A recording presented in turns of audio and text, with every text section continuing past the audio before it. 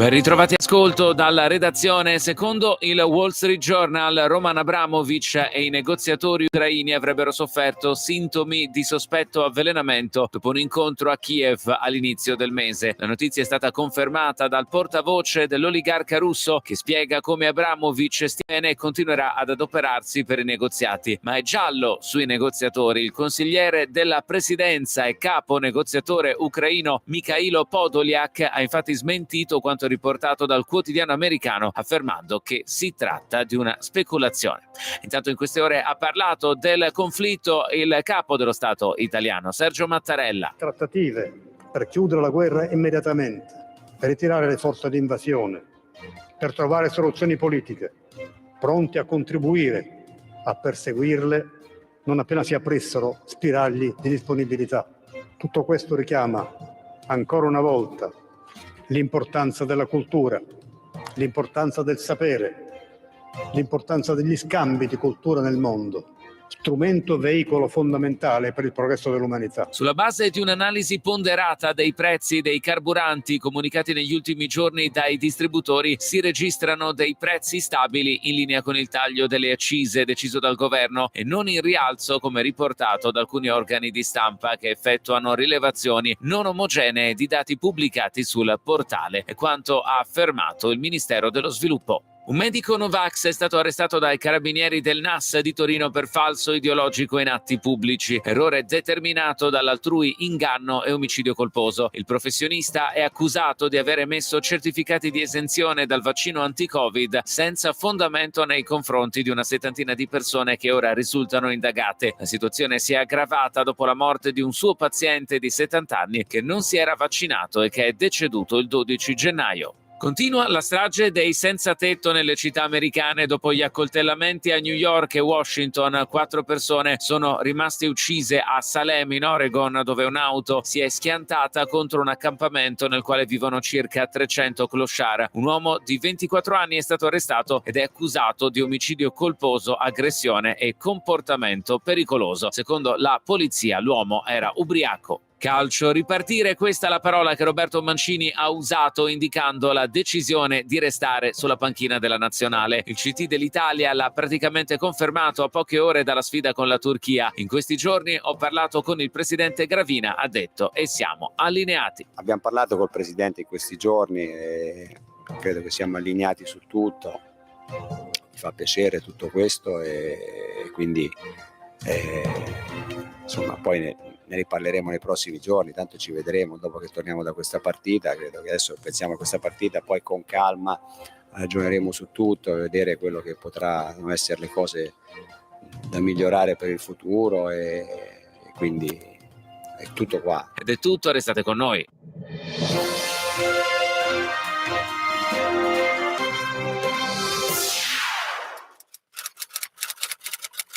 Radio Più, una corazzata di notizie. La rassegna stampa, dal lunedì al sabato alle 8 del mattino, dal 1983. Buongiorno, sono le 8:05, è un giorno importante per tutti gli alunni delle scuole di Agordo. Alle 10:10 su tutti i nostri canali social, sito Facebook, Telegram, Instagram, WhatsApp, lanciamo un capolavoro per la pace. Si tratta di video e fotografie che lanciano un messaggio in tutto il mondo attraverso la rete. Alle 10:10 puntuali dal sito di Radio Più, il messaggio di pace da Agordo nel mondo. Corriere del Veneto apre sulla provinciale 251, fiamme ai bordi, fronte da 5 chilometri, ovviamente notizia di ieri. La speranza per chiudere definitivamente la sfida con le fiamme rivolta al cielo. Tra questa notte e domani sulle Dolomiti prevista la pioggia, non molta, ma quella che si spera sarà sufficiente a dare la spallata finale all'incendio che ormai da una settimana consuma i boschi all'ingresso della Val di Zoldo nella zona verso Longarone. Ieri un'altra giornata frenetica, quindi si confida nella pioggia. Lo si diceva anche nel 2018 a Teibona Gordino guardando le palle di San Lucano, quindi si confida nella pioggia ma con calma. visto quello che è successo con Baia subito dopo. Il Corriere delle Alpi apre sullo stesso argomento ma con due parole nuove: class action. Fiamme e ancora fiamme nella zona di Ignes, Franco e Mezzocanale, dove l'incendio scoppiato una settimana fa ha superato i 5 chilometri di fronte. 2 casere ieri erano minacciate dal fuoco che ormai è sceso in strada. Quella provinciale 251 che non si sa quando riaprirà. La rabbia in Val di Zoldo monta. C'è anche chi ha iniziato una class action. Perché? Per la richiesta dei danni. Il Corriere delle Alpi dedica 2 pagine all'incendio, lo fa all'interno del giornale nella 26esima e 27esima. Vediamo i titoli interni: rubinetti chiusi da Ponte a Fiammoi, analisi quotidiane di ULSS e BIM GSP, 11 punti di prelievo per il campionamento d'acqua, sotto stretta osservazione anche le reti di Zoldo e Longarone, l'esposto di un longaronese da corpo all'ipotesi del dolo. La procura indaga al momento contro ignoti anche sulla base di un video nel quale si vedono bene 3 punti di innesco. E anche qui ci ricordano un famoso, tristemente famoso incendio del Montecelo. Siamo a metà degli anni 90, quando la 203 rimase chiusa per 15 giorni quasi, con le deviazioni attraverso i passi Duran e la Val del Mis. L'incendio di allora per l'appunto fu innescato e lo documentavano bene 3 fotografie in 3 diversi punti. Poi ebbero inizio le operazioni di sgaggio e bonifica che si protrarrono per molti mesi. L'incendio di Longarone è doloso, se non è certo poco ci manca. Il procuratore della Repubblica Paolo Luca parla di elevata probabilità mentre aspetta i risultati delle prime indagini da parte di vigili del fuoco e carabinieri forestali. Aperto un fascicolo contro ignoti anche sulla base di un esposto di un cittadino che ha segnalato esercitazioni militari, aggiunge Luca. Esercitazioni che però sono saltate, almeno lo dice l'esercito. Non ci sarebbero state, allora che può essere successo? Non si sa. Se questa persona abbia visto o sentito qualche cosa, certo esiste un video. La strada non riapre, la gente è stremata. 7° giorno di fiamme tra Ignes e Soffranco, siamo infatti alla prima settimana. Domenech e Bond, strade e piste, tagliafuoco, servono risorse. Non è la prima volta che sentiamo parlare di strade e tagliafuoco, anche qui la storia insegna. Dopo l'incendio sulle pale di San Lucano, la tagliafuoco a Taibon è stata realizzata. Sono ben le piante che sono rimaste dove erano. Venezia. Servono investimenti sulla viabilità silvopastorale, risorse, ma soprattutto semplificazione. Gli incendi di Longarone e di altre zone del Veneto impongono nuove piste tagliafuoco. Lo dice il deputato Dario Bond, intervenendo sulla questione dei roghi che stanno bruciando la montagna bellunese e impongono la chiusura della strada della Val di Zoldo. Il PNRR non prevede fondi per la viabilità, servono canali alternativi, non solo per le risorse, ma soprattutto per un iter autorizzativo che sia breve e spedito.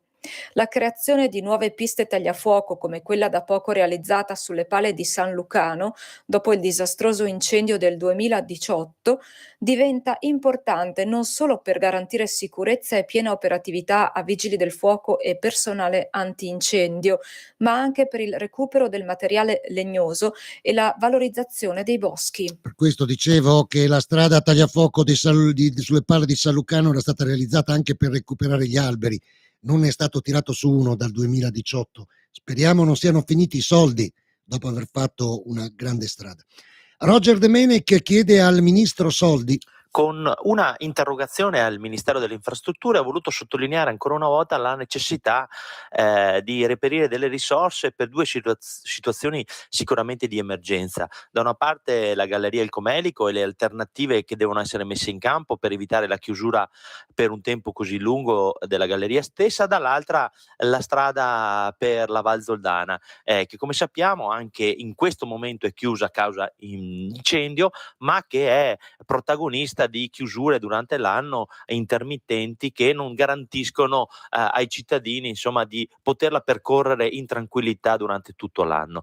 L'interrogazione punta proprio a questo, a insomma stimolare ancora una volta il Ministero delle Infrastrutture, che insieme alla Regione Veneto sono i due protagonisti che devono sicuramente trovare le risorse per queste necessità, e dire ancora una volta che in provincia di Belluno, in tutta la provincia di Belluno, dobbiamo puntare a sistemare la viabilità cosiddetta intervalliva.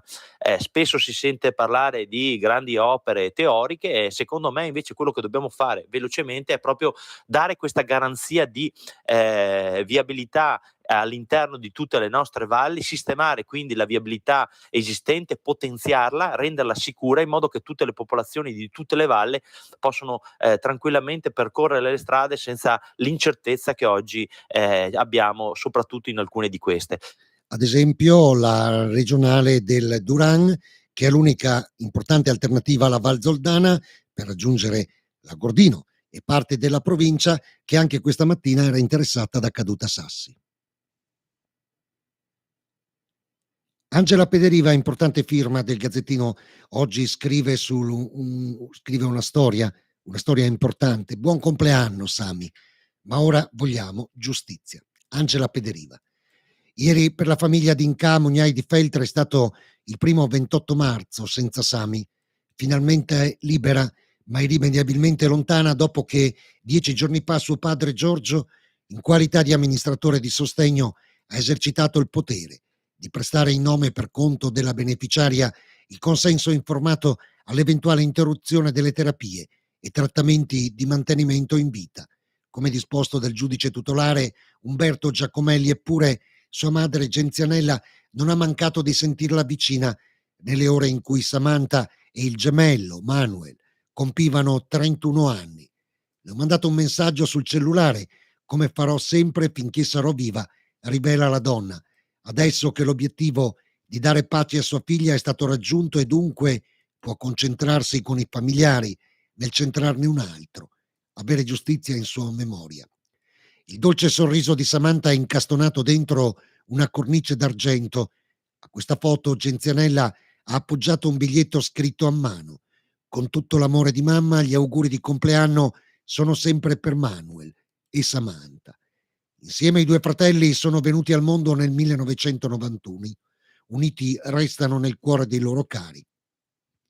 Ha confidato Giorgio, nei 470 giorni dello stato vegetativo da encefalopatia, diagnosticata la ragazza il 4 dicembre 2020, data che si è tatuato sul braccio. Tanti mi dicono che per fortuna ho altri 2 figli, Pamela, Manuel, ma io ne ho 3 e resteranno sempre 3. Quando sono nati i gemelli, a Samantha era stata riservata la prognosi a causa di una sofferenza fetale, però non ho voluto appendere il fiocco di Manuel finché sua sorella non è stata fuori pericolo. Solo in quel momento ne ho messi 2, fuori dalla porta di casa, l'azzurro e il rosa. Ha raccontato ancora la coppia in quei lunghi e angosciosi mesi di attesa. Ci manca tutto di Samantha. Abbiamo altri 2 figli, 2 nipotini. Sono importantissimi, ma lei non c'è più. Allo stesso tempo, ogni volta che sentiamo un rumore in casa, ci sembra si apra la porta, ci sembra di vederla entrare. Buone notizie, ma non per tutti, perché se va bene per i privati, va molto peggio per chi ha una attività. Arriva la stangata sull'ospedale, sulla casa di riposo, arrivano nuove tasse a Belluno, dove presto si voterà il nuovo sindaco. Rifiuti più leggeri nel 2022 per le famiglie bellunesi. Ieri il Consiglio Comunale ha approvato le nuove tariffe della Tari predisposte da Bellunum.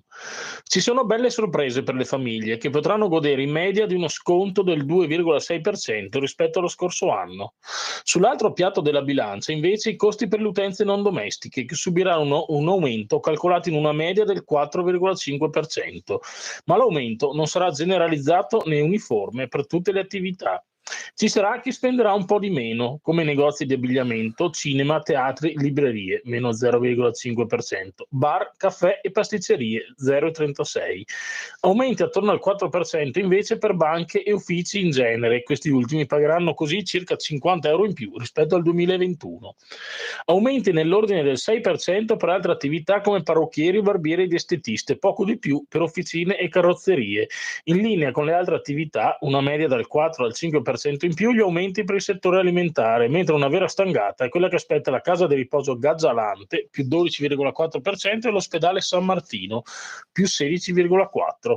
Un aumento che il sindaco Jacopo Massaro ha spiegato ieri nell'introduzione alla discussione. Questo è il primo anno pieno per quanto riguarda l'introduzione della tariffazione puntuale, le sue parole, e così si stanno allineando i costi a quella che è la reale produzione dei rifiuti. L'ospedale e la casa di riposo poi scontano la pesante produzione di rifiuti dovuti alla pandemia. In generale, però, ricorda il primo cittadino, i consumi sono stati in linea con le previsioni. Solamente un'utenza non domestica su 5 ha sforato il numero di conferimenti di rifiuto secco previsto, mentre sono rientrati nei parametri 3 famiglie su 4.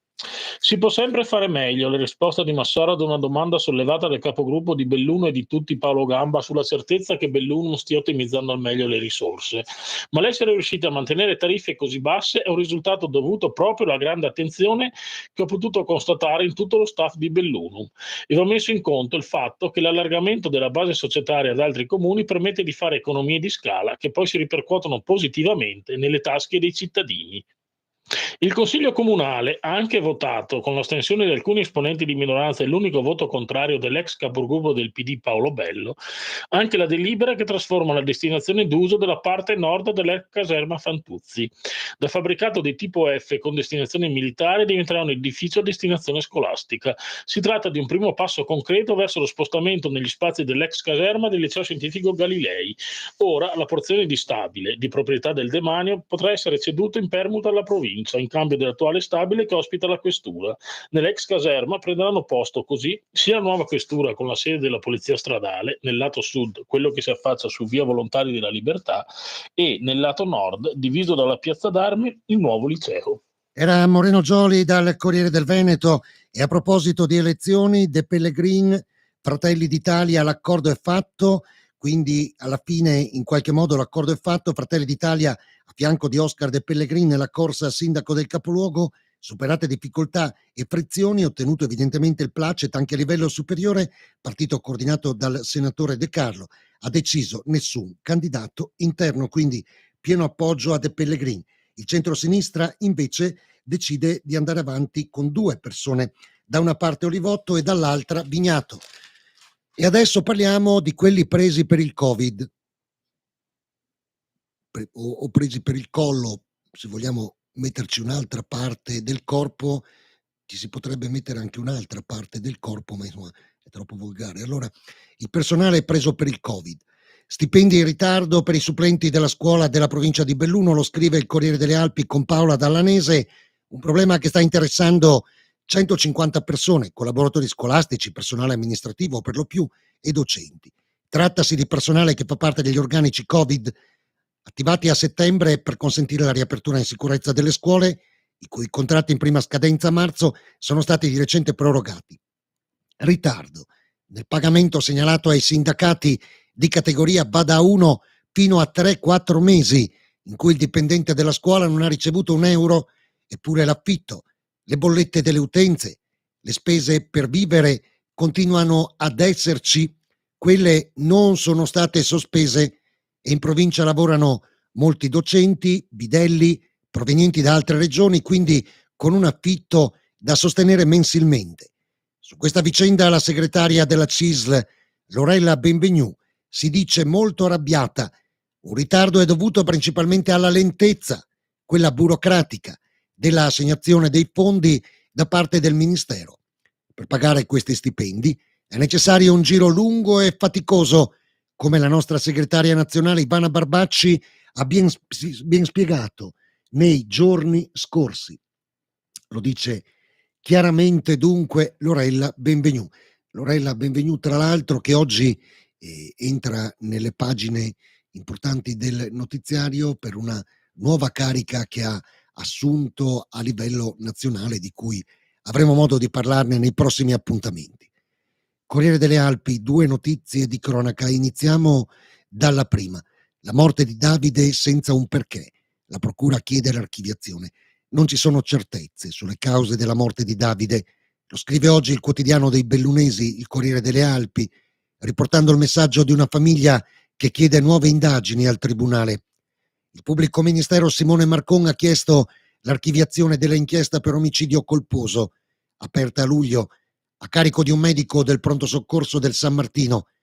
All'esame autoptico era presente la dottoressa Sara Nalin, consulente di papà Paolino, e mamma Barbara, già stata presentata opposizione. La protesta. Un messaggio affidato allo striscione no alla nuova strada, un no secco alla strada di collegamento tra la 50 e la comunale di Via Puliere a Santa Giustina. L'idea gira da tempo negli uffici del comune, ma c'è chi dice no e lo fa con lo striscione all'esterno del circolo Elisa, nel parcheggio dove dovrebbe passare il nuovo tratto stradale tra il punto vendita CAD e il centro quadrifoglio, progetto candidato ad un bando PNRR, cifra 350.000 euro. Cesio Maggiore. Vandalizzata la tomba di Don Vinicio Marcon. La lapide di Don Vinicio nel cimitero di Soranzegna è stata presa di mira dai vandali tra lo sgomento e sconcerto della comunità. A darne notizia il parroco Don Samuele Gallardo lo ha fatto domenica durante la messa. Dopo i furti nei cimiteri adesso ci sono gli incivili episodi sacrileghi. In molti a gran voce chiedono l'installazione di un impianto di videosorveglianza. Don Vinicio, ricordo, era di origine agordina, di Gosaldo, per anni a fianco del vescovo Maffeo Ducoli, in seguito dal 2012 fino alla morte accanto a Don Andrea Piccolin nella parrocchia di Cesio Maggiore. Ne approfittiamo di questa brutta notizia per trasformarla in un bel ricordo. Diocesi di Belluno Feltre in lutto per Don Vinicio Marcon di Gosaldo è un articolo che abbiamo ripreso dall'archivio di Renato Bona e che pubblichiamo quest'oggi sul nostro sito internet. Un ciclista è rimasto incordato ieri alle 17:30, un sessantenne di Belluno percorreva il sentiero che dalla fossa a Soprapascoli porta in Val de Medon, è arrivato in un tratto in cui il percorso si fa stretto, impegnativo e la bici gli è scivolata ruzzolando fino al torrente. Ha tentato di recuperarla ed è rimasto imbrigliato anche lui. Bloccato nel versante franoso è intervenuto soccorso alpino, un soccorritore si è calato, ha attraversato con lui il corso d'acqua, hanno caricato bici sul fuoristrada e quindi il ritorno a casa. Si è concluso ieri alle 15 l'ampio programma di campionamento d'acqua destinato al consumo umano mediante prelievi di 11 punti della rete acquedottistica afferente al comune di Ponte nelle Alpi Longarone Zoldo Belluno. Risultati delle indagini analitiche finalizzate alla ricerca di molti inquinati sono disponibili stamattina. Rimangono confermate le indicazioni di non utilizzo dell'acqua con odore terroso come acqua potabile. Questo fino a ieri. Vedremo poi le notizie di questa mattina che cosa riporteranno in proposito. C'è una segnalazione viabilità provincia Belluno su Telegram, auto in strada per incidente, siamo sulla 51 di Alemagna, l'incidente è di pochi minuti fa di fronte all'albergo ristorante Quattro Valli, procedere con prudenza. Corriere delle Alpi, rifiuti ed eiezioni non raccolte, fioccano le multe, le prime a Canale d'Agordo. Ai microfoni di Radio Più, l'assessore Marilisa Lucchetti. Stiamo assistendo ad un fenomeno purtroppo stranamente in crescita, l'abbandono di immondizia nei luoghi più impensati del comune. In questo caso parlo per il comune di Canale d'Agordo. Lungo le sponde del torrente Liera e del Biois, ai bordi delle strade comunali, sulle scarpate, sui marciapiedi, alla fermata dei pullman e, ultimo avvistamento di sabato, un phon tra i rami di un albero nel bosco. I cestini distribuiti nel paese vengono puntualmente riempiti fino a scoppiare con borse di rifiuti portate da casa e altri sacchetti vengono lasciati a terra nei dintorni, come pure i mozziconi di sigarette abbandonati ovunque, altamente inquinanti e sgradevoli. Eppure la raccolta differenziata porta a porta funziona egregiamente e l'ecocentro è aperto. Tanto più che le tasse per lo smaltimento dei rifiuti vengono regolarmente pagate a valpe. Deiezioni dei cani vengono abbandonate su marciapiedi e lungo le passeggiate. Ultimamente anche raccolte nei sacchettini, ma comunque abbandonati sul posto o lanciati nei prati. Ovviamente provvederemo ad aumentare il numero degli appositi cestini, però se non trovi un cestino vicino puoi riportare a casa i bisognini del tuo fedele amico. Pestare uno di questi ricordini può renderti antipatico quel povero cane che non ha colpa alcuna dell'inciviltà del suo padrone. Peccato che il comportamento incivile di pochi vada a discapito di tante persone attente al decoro e alla pulizia del territorio. Si tratta di civiltà, buona educazione, rispetto, cura per il proprio territorio. Da tempo come amministrazione stiamo vigilando e monitorando il problema e purtroppo dobbiamo iniziare a prendere provvedimenti. Abbiamo già identificato e convocato qualche trasgressore ed elevato le prime contravvenzioni che possono essere anche pesanti. Dispiace molto dover arrivare a questa determinazione, ma sembra che il fenomeno di maleducazione sia in aumento anche nei comuni limitrofi.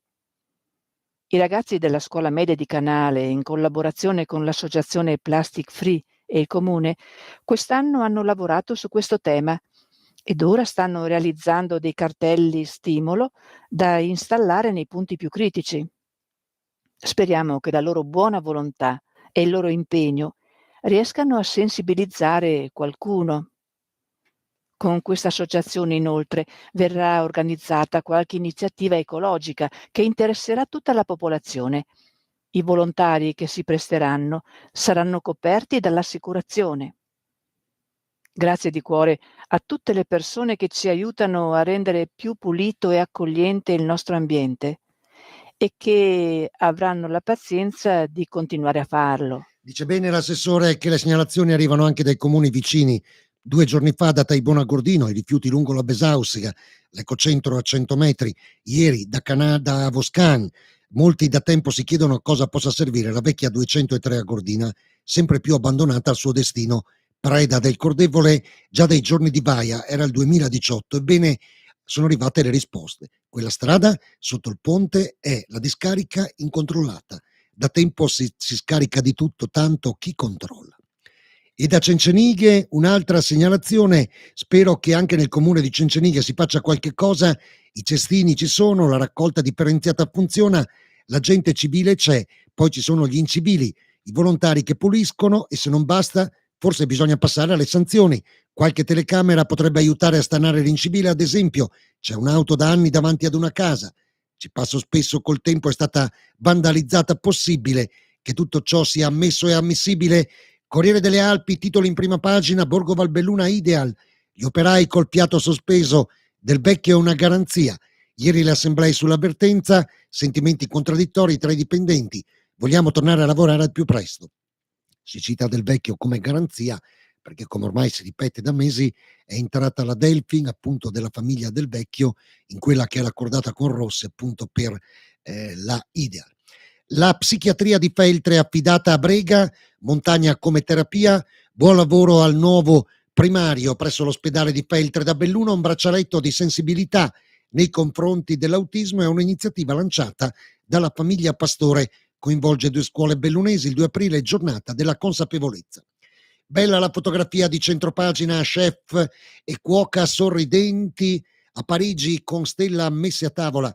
È arrivata una nuova stella Michelin per Alessandra del Pavero e il compagno Oliver Paris. Dopo aver deciso di chiudere l'Aga di San Vito di Cadore, stellato, i 2 chef hanno intrapreso l'avventura nel ristorante parigino Il Carpaccio all'interno dell'hotel Le Royal Monceau. Pochi mesi e il loro talento è stato certificato dal riconoscimento più ambito da chi lavora in cucina. Tra i loro clienti anche il calciatore Lionel Messi. Il titolo basso è per il volley di Serie 3, la Darolda in crisi, si valuta l'esonero di coach Paoletti. Dal sito internet radiopiù.net l'apertura dello sport è per Mara Derek, campionessa italiana per la 3ª volta. C'era una volta, negli anni '80, l'Alleghe Hockey, gli allenatori erano anche i fuoriclasse della Serie A. e ai tempi di Tigliani, Priondolo, Circelli. La storia recente racconta dell'Alleghe di Cristian Schivo, quello degli scudetti C'era una volta l'Agor d'Hockey femminile, avventura iniziata con il Limone Nero, terminata dopo una lunga storia con una sfilza di 12 titoli nazionali, negli anni della partecipazione alle Olimpiadi di Torino, dei numerosi mondiali di Manuela Fritz e compagni. C'era una volta una ballata con una squadra femminile in ogni angolo, da Taibon ad Arabba, Cencenighi e soprattutto Benito, con lui è nato l'hockey femminile. C'è stato anche il tempo del Peltre femminile, purtroppo c'erano queste squadre e non ci sono più. A tenere alta la bandiera dello sport del ghiaccio al femminile in questi anni ci pensa Mara Darek, figlia d'arte del campione rivierasco Ugo Darek. Ugo, uomo della finale 85-86 di Coach Kelly. La ragazza alleghese che vive in Alto Adige ha vinto il terzo scudetto, il primo con Alleghe, poi gli altri due con il Bolzano, con le Eagles Sud Tirol giunte al secondo scudetto di fila, al 18° complessivo. Le bolzanine in finale hanno battuto il Dobbiaco, dove militano le cadorine Ilaria Dall'Acqua, Fiamma da Ponte Becker, Ilari Lares de Pasqua e la zoldana Mia Campo Bagatin. Chiudiamo la rassegna stampa perché ospite questa mattina c'è Valentina Denardin del comitato Veccia Popa, la nipotina della Veccia Popa bruciata sul Broi domenica. A domani. Ce l'abbiamo fatta, finalmente la Veccia è tornata sul Broi.